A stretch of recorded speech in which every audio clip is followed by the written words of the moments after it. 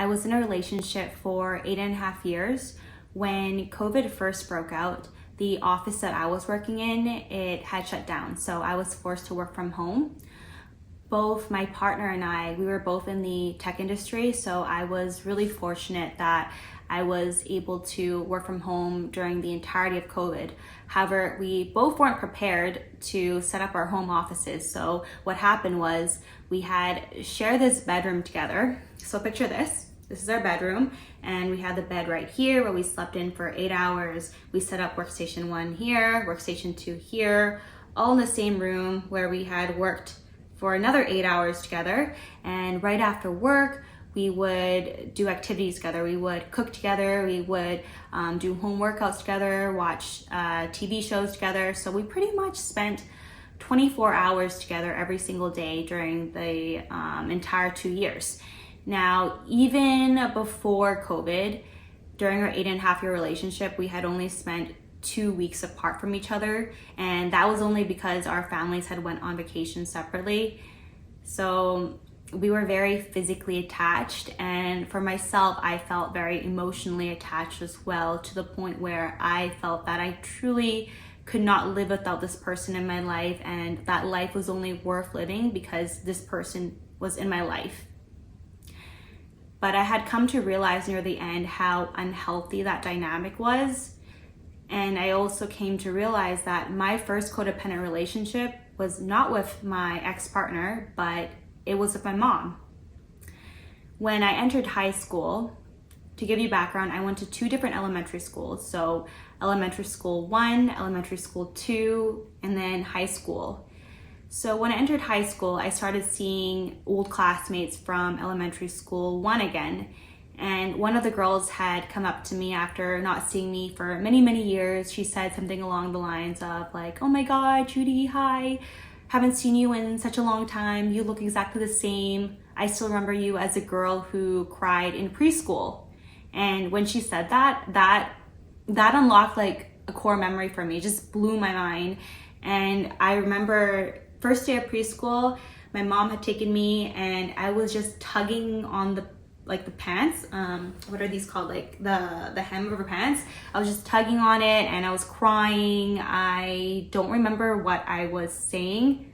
That's all I remember, crying, tugging on her pants. But I must have thrown enough of a fit that the kids back then to that day remembered me as a girl who cried during preschool. And when the old classmate mentioned that to me, I didn't think much of it. It wasn't until I started my healing journey a little over a year ago that I realized that my mom was the first codependent relationship that I had, and that what was being triggered back then in preschool, that was my fear of abandonment.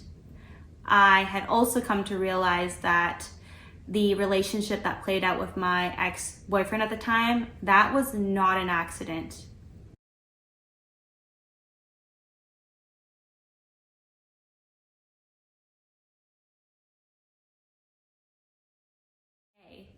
All right, here's how to break free from codependency. Now, if you've been watching my videos for some time, you know that we don't do surface level changes here. I mean, if you wanted to, you could, but in this channel, we're all about radical change, transformative change.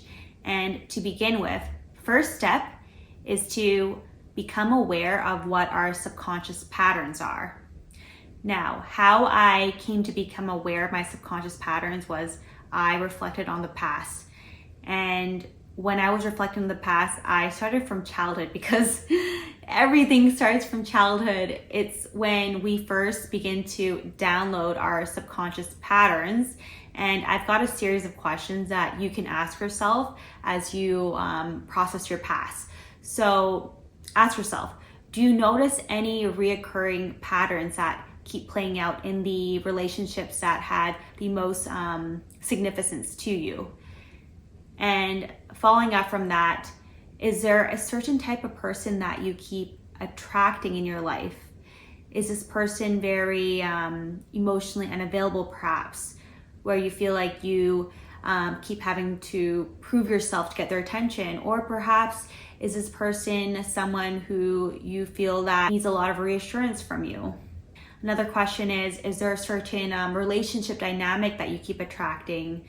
Some ideas like hot and cold relationship dynamic, a relationship where you feel like you need to keep a lot of distance in order to feel comfortable, or one that is very enmeshed to the point where it's very like ride or die, codependent type of relationship. And another question is, are there reoccurring fears that keep coming up? It could be at the beginning of getting to know someone, or perhaps as you get to know someone more deeply, fear of rejection perhaps, fear of abandonment, fear of intimacy. These are all possible fears and very valid as well. And another question is there a typical behavior that you keep playing out in certain relationships, especially the ones that are more intimate to you? So ask yourself these questions as you reflect on the past. And another resource that was really helpful was taking the attachment style test and learning more about my attachment style. So there's 4 different attachment styles that you can get as a result. And what you get as a result really can help you understand what type of relationships that you might be attracting in your life and how these might play out as an adult. And surprise, a lot of this stems from childhood. And you'll also understand what type of dynamics might play out depending on what type of attachment style your partner has and what type of behaviors you might do depending on your attachment style. Now, next step, after you have become aware of what your subconscious patterns are, we want to get clarity on what it is that we truly want and allow that to guide us as our North Star. Now, what has helped me in figuring out what I truly wanted was to figure out what I didn't want first. So I would go through all these experiences, pretty much like trial and error. And I was like, well, I definitely don't want to repeat that situation again. Don't want to go through that again.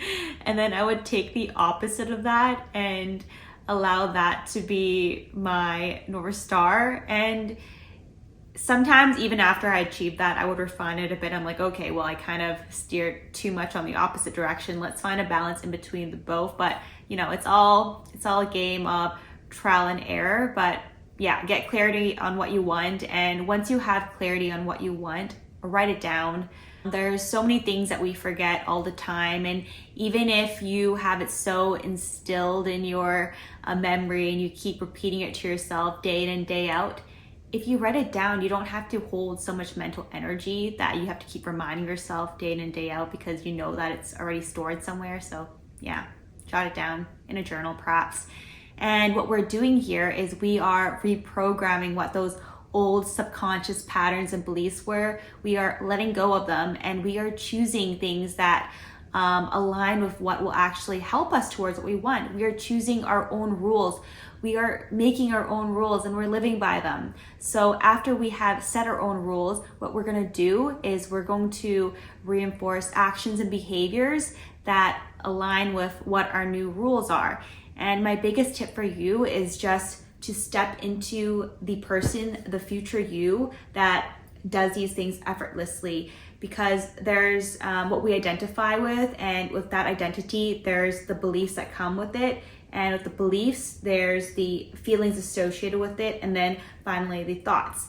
If we start with the identity from the get-go and we believe that we are someone who does these things effortlessly, the things that we have chosen in getting clarity of what we want, then it'll be way more effortless in how we do them. And you don't have to be like, oh, I have to go through this tedious task of going to the gym. It's so difficult. But if you identify as someone who lives healthily, going to the gym is natural to you. Eating healthy, it's natural to you.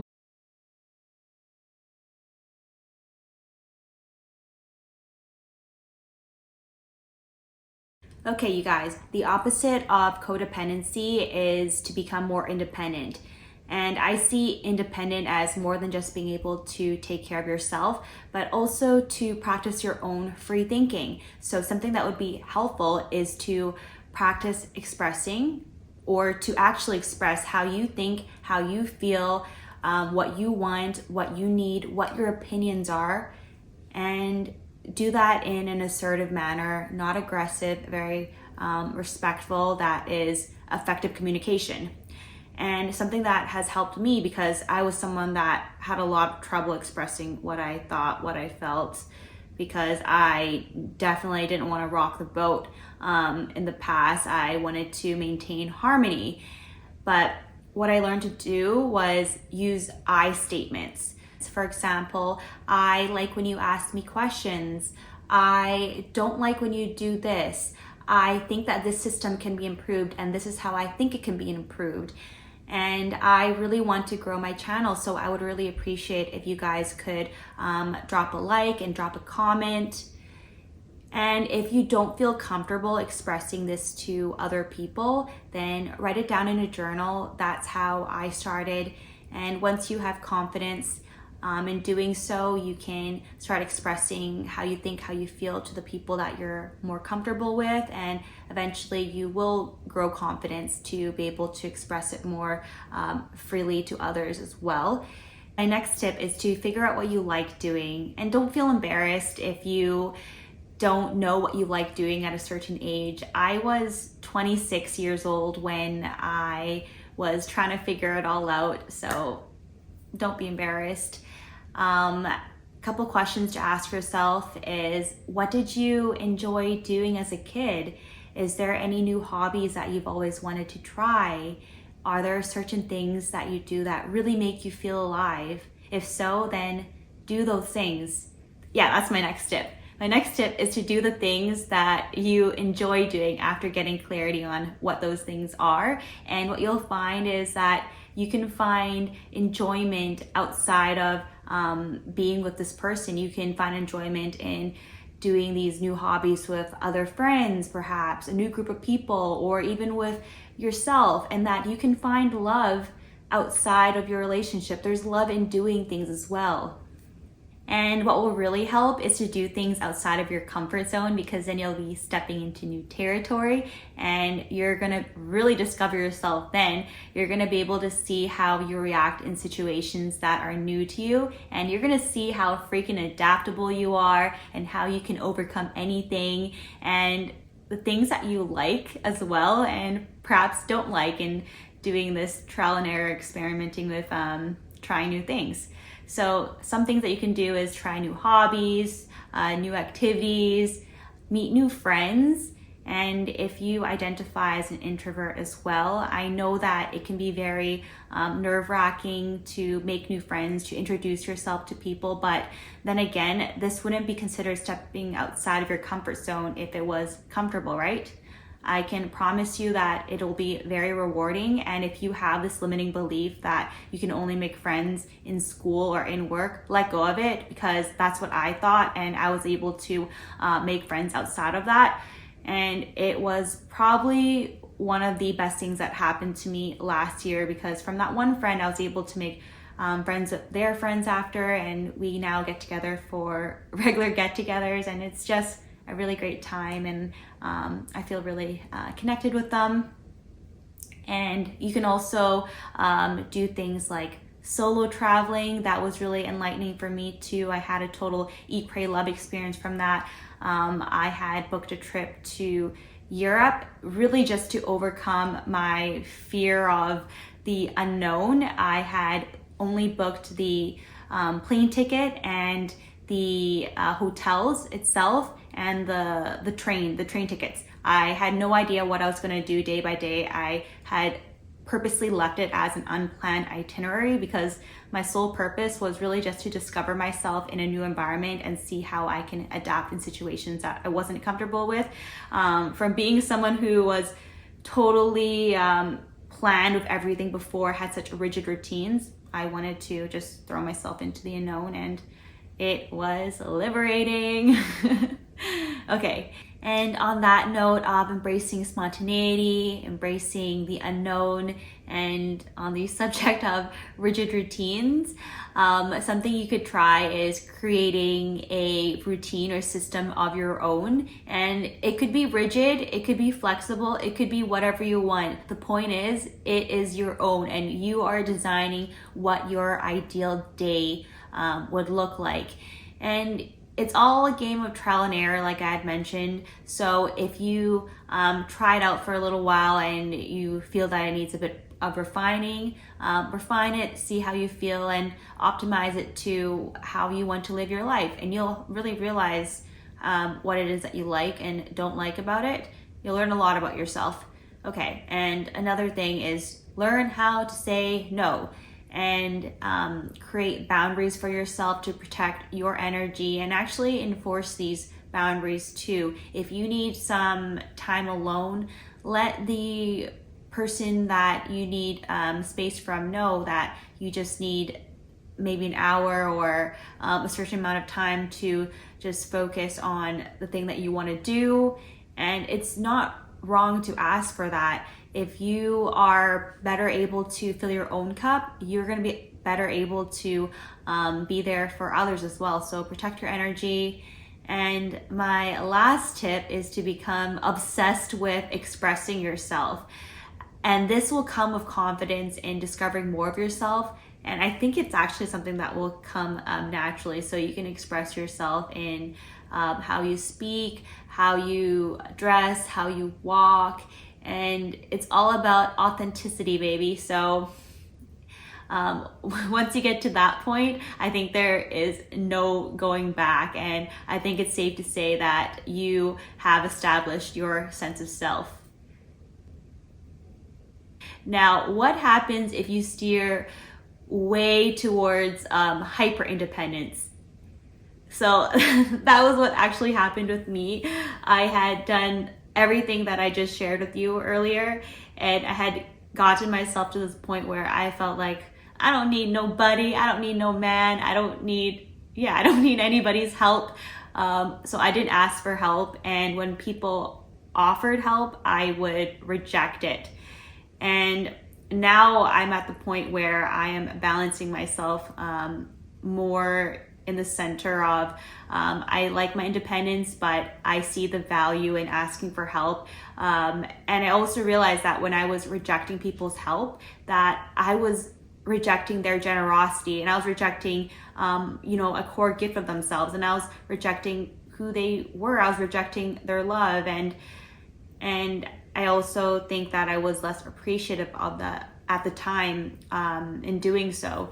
So it's all about finding what you want to be, though. So get clarity on that. If you want to become hyper independent, go for it. If you like, being in a ride or die type of relationship, go for it. But yeah, figure out what works best for you. And with that, I just wanted to end this video with saying thanks for watching, and I look forward to seeing you guys in the next video. Peace.